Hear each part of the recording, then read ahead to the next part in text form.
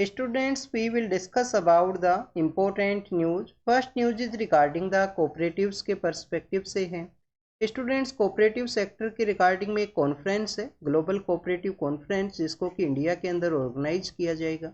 आप देखिए इस ग्लोबल कोऑपरेटिव कॉन्फ्रेंस के अंदर जो ग्लोबल लीडर्स हैं उनके द्वारा भी विजिट किया जाएगा. भूटान के जो पॉलिटिकल हेड हैं, फिजी के जो डिप्टी प्राइम मिनिस्टर हैं, उनके द्वारा इस मीटिंग के अंदर पार्टिसिपेट करेंगे.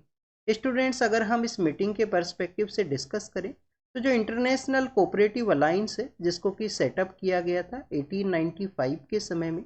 इसके अलावा आप देखिए कि इंडिया का जो one of the successful cooperative initiative आपको देखने के लिए मिलता है इफ्को, तो उनके द्वारा इस मीटिंग को इंडिया के अंदर ऑर्गेनाइज किया जाएगा IFFCO and international cooperative alliance के द्वारा.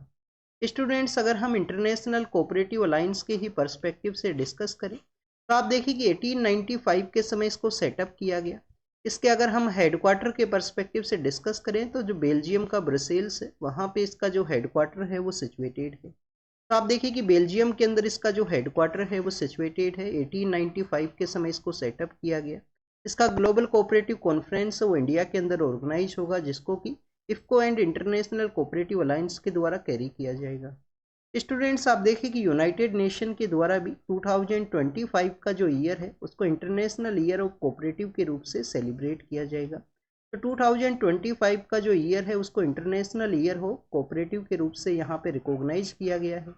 आप देखिए कि 2023 का जो इंटरनेशनल ईयर था उसको मिलेट्स के रूप से सेलिब्रेट किया गया था. मिलेट्स का जो इम्पोर्टेंस है उसको इंक्रीज करने के रिगार्डिंग में, या पीपल्स का जो कंजप्शन है, मिलेट्स का जो कंजप्शन है वो इंक्रीज हो, क्योंकि आप देखिए कि न्यूट्रिशनल लेवल के रिगार्डिंग में भी जो मिलेट्स का एक इम्पोर्टेंस है वो आपको देखने के लिए मिलता है. तो इंडिया के द्वारा ही प्रपोज किया गया मिलेट ईयर के रिगार्डिंग में.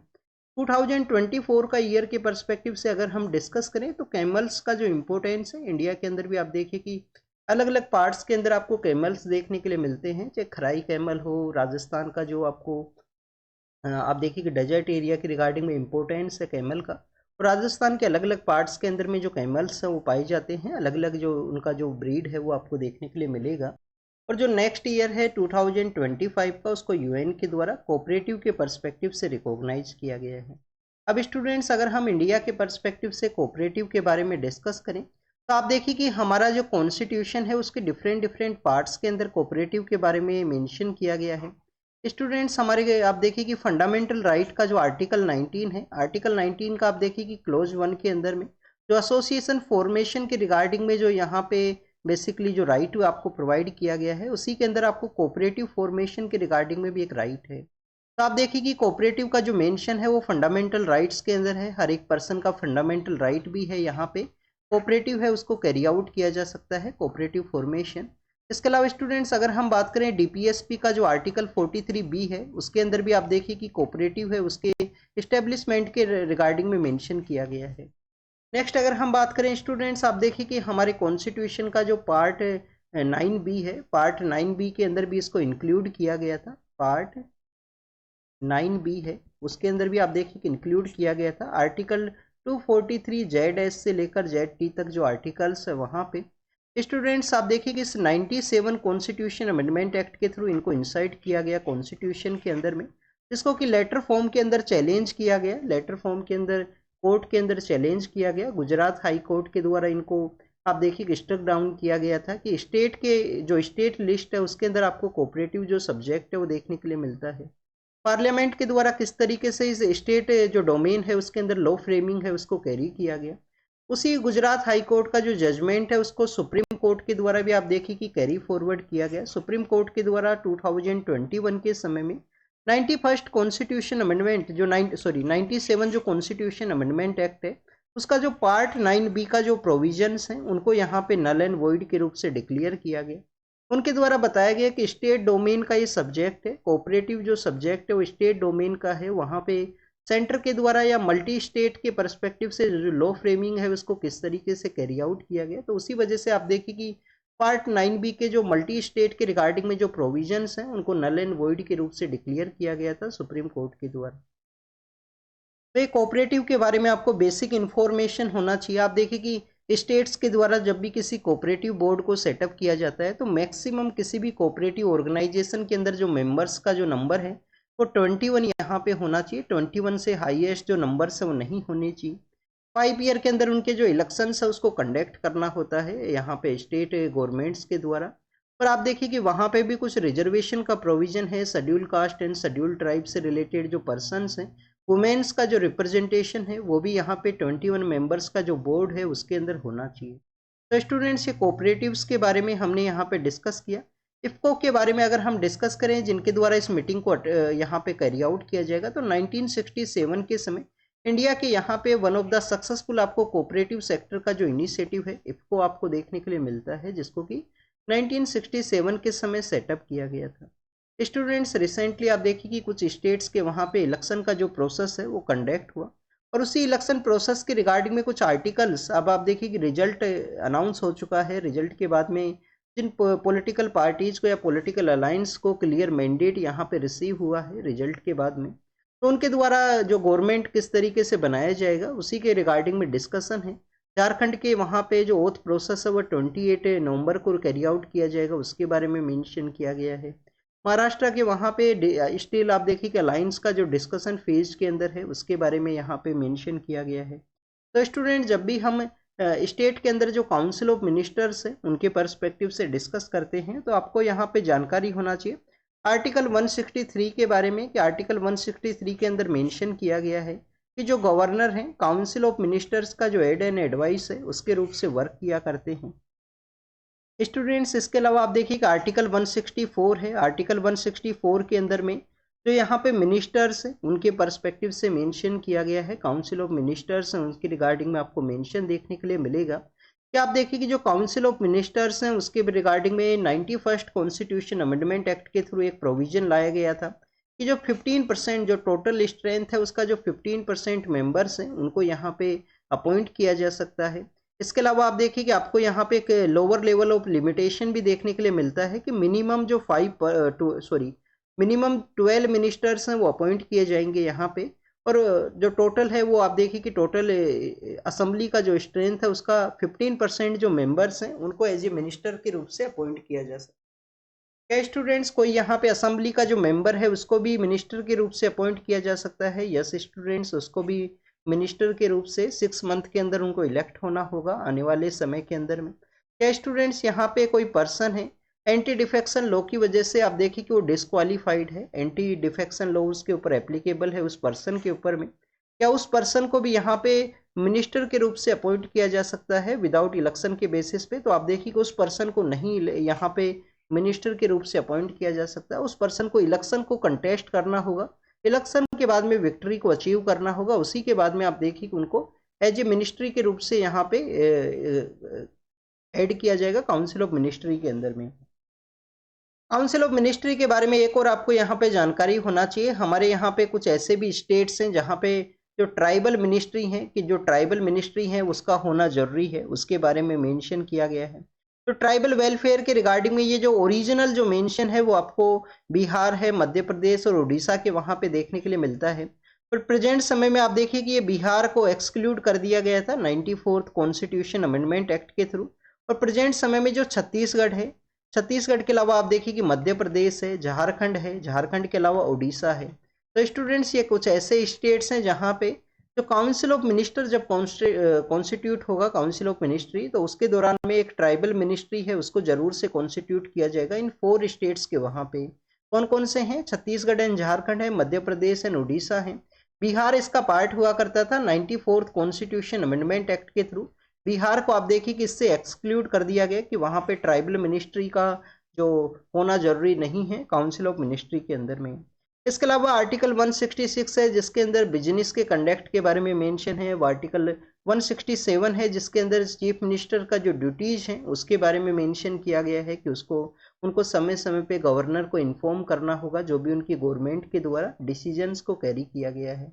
नेक्स्ट अगर हम बात करें स्टूडेंट संबल के बारे में है, वहाँ पे कुछ सर्वे के पर्सपेक्टिव से कुछ क्लैश देखने के लिए मिला है। हमारे एग्जाम के पर्पज से इम्पोर्टेंट है संबल का जो लोकेशन है।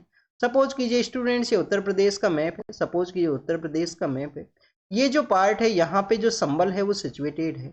स्टूडेंट्स, ये नॉर्थ वेस्टर्न जो उत्तर प्रदेश का जो पार्ट है इसको कि हम रोहिलखंड के नाम से जाना करते हैं। आप देखिए कि रोहिलखंड के अगर हम पार्ट के बारे में डिस्कस करें तो रोहिलखंड का जो एरिया है ये आप देखिए कि ये जो पार्ट है ये बुंदेलखंड का पार्ट है, ये पार्ट है यहाँ पे भागेलखंड का पार्ट है, और कुछ ये जो नॉर्थ वेस्टर्न जो पार्ट है वो आपको रोहिलखंड का पार्ट देखने के लिए मिलता है। जहाँ पे बरेली है, मुरादाबाद है, बदायूं का एरिया है, रामपुर का एरिया है, ये सब जो एरियाज हैं वो बेसिकली आप देखिए कि इसी रोहिलखंड का जो पार्ट के रूप से आपको देखने के लिए मिलेंगे। संबल भी उसी मुरादाबाद का जो एरिया है उसी के अंदर सिचुएटेड है, तो आप देखिए कि जो संबल है वो भी रोहिलखंड का यहाँ पे पार्ट है। संबल के बारे में अगर हम हिस्ट्री के पर्सपेक्टिव से डिस्कस करें तो आप देखिए कि कभी वहाँ पे काफ़ी सारी जो बैटल्स हैं वो लड़ी गई हैं। लोधी जो एम्पायर हुआ करता था, लोधी जो डायनेस्टी हुआ करती थी दिल्ली सल्तनत के दौरान में, आप देखिए कि 1451 के समय लोधी डायनेस्टी है वो पावर के अंदर आती है और 1526 तक ये पावर के अंदर रहते हैं। लोधी डायनेस्टी के फाउंडर कौन थे? बहलूल खान लोधी हैं, वो उसके फाउंडर हुआ करते थे। फिर आप देखिए कि सिकंदर लोधी पावर के अंदर आते हैं और उसके लेटर फॉर्म के अंदर आपको इब्राहिम लोधी हैं, जिनको कि बाबर के द्वारा डिफीट करते हुए मुगल एम्पायर का इस्टेब्लिशमेंट होता है। तो स्टूडेंट्स, लोधी जो लोधी डायनेस्टी हुआ करता था उसका वन ऑफ द इम्पोर्टेंट या फेवरेट एरिया आपको रोहिलखंड का जो एरिया है वो देखने के लिए मिलता है। संबल के अंदर उनके द्वारा काफ़ी कुछ जो एक्टिविटीज है उनको कैरी आउट किया गया था, तो ये बेसिकली संबल का जो लोकेशन है उसके बारे में हमने डिस्कस किया है। नेक्स्ट आप देखिए कि हमारे यहाँ पे जो LGBTQ कम्युनिटी है, LGBTQ जो कम्युनिटी है उनके द्वारा एक जो प्राइड मार्च है उसको कैरी आउट किया गया। इंडिया के अंदर आप देखिए कि सबसे पहले दिल्ली हाई कोर्ट के अंदर एक पेटिशन फाइल होता है कि जो होमोसेक्सुअलिटी है उसको डीक्रिमिनलाइज ऑफेंस है वो यहाँ पे बनाया जाए। तो उसके रिगार्डिंग में आप देखेंगे नाज फाउंडेशन केस है। नाज फाउंडेशन बेसिकली एक NGO है। उस नाज फाउंडेशन केस के अंदर में दिल्ली हाई कोर्ट के द्वारा इसको अलाउ किया गया, होमोसेक्सुअलिटी है उसको अलाउ किया गया था। फिर आप देखिए कि आपको सुरेश कुमार कौशल वर्सेज नाज फाउंडेशन का जो केस है जिसके अंदर सुप्रीम कोर्ट के द्वारा इसको रिजेक्ट कर दिया गया। फिर बाद में आप देखिए कि डेवलपमेंट कुछ इस तरीके से होता है, KS पुट्टास्वामी केस के थ्रू राइट टू प्राइवेसी है उसको आर्टिकल 21 है उसका पार्ट मान लिया गया। राइट टू प्राइवेसी के आप देखिए कि इस्टेब्लिशमेंट के साथ ही इसको चैलेंज किया गया जो अर्लियर फेज के अंदर जो केसेज हैं। तो नवतेज सिंह जौहर का जो केस है उसके अंदर आप देखिए कि LGBT जो होमोसेक्सुअलिटी है उसको डीक्रिमिनलाइज ऑफेंस है वो कर दिया गया इंडिया के यहाँ पे। स्टूडेंट्स, इसके अलावा अगर हम बात करें जो होमोसेक्सुअल कपल्स हैं क्या उनको स्पेशल मैरिज एक्ट के अंदर उनका जो मैरिज है उसको भी रिकॉग्नाइज किया गया है। तो students, last year supreme court के अंदर इसको चैलेंज किया गया था, बट सुप्रीम कोर्ट के द्वारा उसको स्पेशल मैरिज एक्ट के अंदर नहीं रिकॉग्नाइज किया गया है जो होमोसेक्सुअल जो कपल्स हैं उनका जो मैरिज है उसे। नेक्स्ट अगर हम बात करें स्टूडेंट्स, काफ़ी सारे ऐसे इंडियन पर्सनस हैं जिनको कि आप देखिए कि जो मिडिल मैन हैं उनके द्वारा एस्पिरेशंस है उसको शो किया गया कि आप फॉरेन किसी कंट्री के लिए जाओगे, वहाँ पे आपको जॉब के अंदर इंगेज किया जाएगा, आप बेटर जो अर्निंग है उसको कैरी आउट कर सकोगे। बट काफ़ी सारे ऐसे भी इंडियंस हैं जो रसिया के लिए वहाँ पे मिडिल मैन के थ्रू विजिट किए, और आप देखिए कि उनको जो वॉर अफेक्टेड एरिया है, रसिया यूक्रेन का जो कन्फ्लिक्ट का एरिया है वहाँ पे डिप्लॉय कर दिया गया। तो ऐसे कुछ इंडियन पर्सनस हैं जो मिसिंग हैं, जो आप देखिए कि इंडियन प्राइम मिनिस्टर के द्वारा जब रसिया का विजिट किया गया था तो उस समय इसके रिगार्डिंग में डिस्कशन था कि उन पर्सनस को रिलीज किया जाएगा, इंडिया के लिए वापस से सेंड किया जाएगा। बट कुछ ऐसे भी पर्सनस हैं वो मिसिंग हैं, तो उसके बारे में यहाँ पे मेंशन है। आप देखिए कि रिसेंटली एक बॉलीवुड का एक मूवी भी देखने के लिए मिला था, डंकी का जो मूवी है, तो उस मूवी के अंदर SRK का जो मूवी है उसके अंदर बताया गया था कि कैसे लोग माइग्रेट करते हैं, बट वैलिड वे के थ्रू अगर आप माइग्रेट नहीं करते हो तो किस तरीके से वहाँ पे कंडीशंस है वो सही नहीं है। किस तरीके से आप देखिए कि उनको अंडर पेमेंट का जो कॉन्सेप्ट है, प्रॉपर आप देखिए कि जो रेस्पेक्टेड वे में ट्रीट का जो कॉन्सेप्ट है वो आपको नहीं देखने के लिए मिलेगा।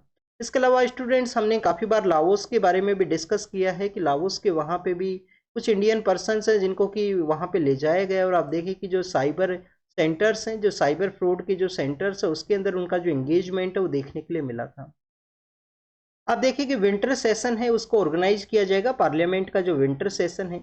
स्टूडेंट्स, हमारे कॉन्स्टिट्यूशन का जो आर्टिकल 85 है वो क्या बोलता है? 85 बोलता है कि दो जो सेशन है पार्लियामेंट के, दो सेशन जो कंडक्ट होते हैं उनके मिडिल के अंदर में मोर देन 6 मंथ का जो टाइम पीरियड है वो नहीं होना चाहिए। कोई प्रॉपर यहाँ पे सेशंस के बारे में कॉन्स्टिट्यूशन के अंदर नहीं बताया गया है पार्लियामेंट के पर्सपेक्टिव से। बेसिकली कॉन्स्टिट्यूशन के अंदर यही बताया गया है कि दो सेशंस का जो मिडिल पीरियड है, जो यहाँ पे जो दूरी है दो सेशंस का, वो 6 मंथ से ज़्यादा नहीं होना चाहिए।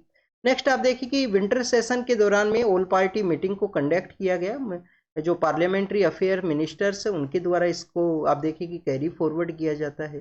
Cabinet committee on parliamentary affair है, उसका भी एक इम्पोर्टेंस हुआ करता है जो पार्लियामेंट्री सेशन है उसके पर्सपेक्टिव से। तो आप देखिए उसके अंदर में काफ़ी कुछ यहाँ पे डिस्कस किया गया है कि कैसे जो अपोजिशन का डिमांड है, मणिपुर है, अडानी का जो इशू है अडानी ग्रुप के रिगार्डिंग में, उन सभी के रिगार्डिंग में वॉइस उनके द्वारा रेज किया जाए, उसके रिगार्डिंग में डिबेट है उसको यहाँ पे कैरी फॉरवर्ड किया जाए पार्लियामेंट के पर्सपेक्टिव से। नेक्स्ट अगर हम बात करें स्टूडेंट्स, साइंस के पेज के ऊपर इनको मेंशन किया गया कि हमारा जो हेल्थ सेक्टर है उसका इमरजेंसी का सिचुएशन है, टॉक्सिक एयर है वो हमारा किस तरीके से हेल्थ को इम्पैक्ट कर रहा है, किस तरीके से इकोनॉमी को वो इम्पैक्ट कर रहा है, उसके बारे में यहाँ पे डिस्कस किया गया है। तो स्टूडेंट्स एयर पोल्यूशन की वजह से आप देखिए कि चिल्ड्रंस के भी जो चेस्ट के अंदर में काफ़ी कुछ ऐसा इस तरीके से जो स्मोकिंग जो पर्सन के द्वारा काफ़ी लंबे समय के लिए स्मोकिंग किया जाता है उस तरीके से उनका चेस्ट का जो कंडीशन है उसको यहाँ पे बताया गया है डॉक्टर्स के द्वारा। आप देखिए कि national commission for air program है उसको लॉन्च किया गया था हमारी मिनिस्ट्रीज के द्वारा, जिससे के थ्रू पार्टिकुलेट मैटर्स उनको रिड्यूस किया जाएगा। पार्टिकुलेट मैटर 2.5 और 10 है उसको 20 to 30% रिडक्शन के बारे में मेंशन किया गया था कि 20% से लेकर 30% तक पार्टिकुलेट मैटर्स है उनको रिड्यूस किया जाएगा 2024 तक। बाद में आप देखिए कि इसका जो यहाँ पे जो नंबर्स हैं उसको चेंज कर दिया गया कि 2026 तक हम यहाँ पे 40% जो PM 2.5 एंड PM 10 है उसको रिड्यूस करेंगे हमारे सिटीज़ के वहाँ पे। तो नेशनल क्लीन एयर प्रोग्राम है जो कि मिनिस्ट्री के द्वारा लॉन्च किया गया। एमिशन का जो लेवल है वो इंक्रीज हुआ है। आप देखिए कि UNEP का जो रिपोर्ट है एमिशन गैप रिपोर्ट है, यूनाइटेड नेशन इन्वायरमेंट प्रोग्राम का जो रिपोर्ट है emission gap report and adaptation gap report है, उसके अंदर बताया गया है स्टूडेंट्स कि किस तरीके से इंडिया के अंदर 6% जो एमिशन है वो यहाँ पे इंक्रीज हुआ, वर्ल्ड के अंदर भी जो एमिशन है वो इंक्रीज हुआ है। स्टूडेंट जो पेट्रोलियम एक्सपोर्ट कंट्रीज हैं वहाँ पे भी कुछ रेस्ट्रिक्शंस है वो लगाए जाएँ। COP29 का जो मीटिंग है उसके अंदर भी कंट्रीज के द्वारा इसके बारे में डिस्कस किया गया है कि जो पेट्रोलियम एक्सपोर्ट कंट्रीज है, एमिशन एक्सपोर्ट कंट्रीज है, उनके ऊपर भी कुछ रेस्ट्रिक्शंस है वो लगाई जाएं, जिससे कि एमिशन से रिलेटेड जो प्रोडक्ट्स हैं उनका यहाँ पे एक्सपोर्ट है वो डिक्लाइन हो। तो उसके बारे में भी डिस्कस किया गया है। आप देखिए कि न्यू कलेक्टिव जो क्वांटिफाइड गोल्स हैं उसके बारे में भी डिस्कशन है। इंडिया के द्वारा कंटिन्यूस जो यहाँ पे ट्रांजिशन या आप देखिए कि जो पेमेंट का जो कॉन्सेप्ट है जो डेवलप्ड कंट्रीज के द्वारा डेवलपिंग को दिया जाएगा, तो उसके रिगार्डिंग में भी इंडिया का वॉइस रेज किया गया है ग्लोबल साउथ के कंट्रीज के परस्पेक्टिव से। स्टूडेंट्स हमारे जो अर्बन एरियाज हैं उसके अंदर में आप देखिए कि लास्ट डिकेड के अंदर 400 मिलियन जो पर्सन वो रहा करते थे, जो आने वाले कुछ डिकेड्स के अंदर में 800 मिलियन के आसपास ये पॉपुलेशन है वो इंक्रीज होगा। तो आप देखिए कि अर्बन एरियाज के लिए पीपल्स का जो माइग्रेशन है वो कंटिन्यूस फेज के अंदर में है। 800 जो मिलियन पर्सन है उनका माइग्रेशन होगा आने वाले 1-2 डिकेड्स के अंदर में। तो हमारे अर्बन इंफ्रास्ट्रक्चर है उसके रिगार्डिंग में एक अपॉर्चुनिटी है, एक चैलेंज भी है इंडियन गवर्नमेंट्स के रिगार्डिंग में कि वर्ल्ड बैंक का जो डाटा है वो बताता है कि 70 लाख करोड़ है वो हमको 2036 तक हमको 70 लाख करोड़ है उनको यहाँ पे बेसिकली एक्सपेंड करना है। वर्ल्ड बैंक की जो रिपोर्ट के अंदर बताया गया अर्बन एरियाज के रिगार्डिंग में बेसिक जो सर्विस है उसको प्रोवाइड करने के पर्सपेक्टिव से एनुअली आप देखिए कि इंडिया के द्वारा 1.3 लाख करोड़ है उनको स्पेंड किया जाता है अर्बन एरियाज के रिगार्डिंग में। और वर्ल्ड बैंक का जो रिपोर्ट है उसके अकॉर्डिंग में आप देखिए कि 4.6 होना चाहिए यहाँ पे। तो ये जो डिफरेंस है उसको किस तरीके से, ये जो फाइनेंशियल जो डिफरेंस है उसको किस तरीके से फुल किया जाए उसी के बारे में है। तो हमारे जो अर्बन एरियाज है उसके अंदर वन ऑफ द लैकिंग है फाइनेंशियल सेक्टर। आप देखिए कि म्यूनसिपल जो कॉरपोरेशन है उसके द्वारा अराउंड मोर देन 50% का जो वर्क है वो अर्बन एरियाज की रिगार्डिंग में कैरी आउट किया जाता है, बट उनके पास में आप देखिए कि GDP का जो लेस देन 1% के आसपास जो फाइनेंस है वो अवेलेबल है हमारे जो अर्बन लोकल बॉडीज है उनके पास में। तो स्टूडेंट्स अमृत मिशन है जो पब्लिक प्राइवेट पार्टनरशिप है, डिजिटल पब्लिक इंफ्रास्ट्रक्चर है, इन सभी को प्रमोट करने के पर्सपेक्टिव से फाइनेंस के रिगार्डिंग में एक वैलिड यहाँ पे सोर्स होना चाहिए। अर्बन जो सेक्टर का जो गवर्नेंस का जो बॉडीज है उनके रिगार्डिंग में इसको यहाँ पे डिस्कस किया गया है।